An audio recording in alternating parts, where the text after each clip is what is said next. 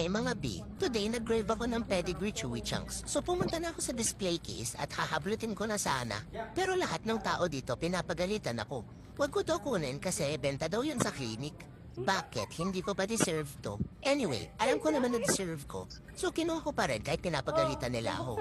Tignan niyo pa nga tong isang to, hinahabol pa ako. Sana pinabayaan mo na lang, di ba? Grabe guys, ang hirap ng buhay ko. Nakita niyo tong plastic na to, ang hirap buksan pero I'm doing my best. Hirap na nga ako mga B. Imbes na tulungan ako, binabawi pa yung pedigree chewy chunks. Bakit kayo ganyan? Yan tuloy guys, lumalabas yung aggressive side ko kasi ayaw na ayaw kung inaagawan ako ng chewy chunks. Tawa pa sila ng tawa mga B, hindi naman nakakatuwa. Nakakatawa ba na hindi ko makain yung chewy chunks kasi hindi ko mabuksan yung plastic? Grabe mga B, nakita niyo yan, nakipag-tug of war pa siya. Like, sa akin to eh. Sabi pa sa akin, mahal daw, wala naman daw akong pambayad.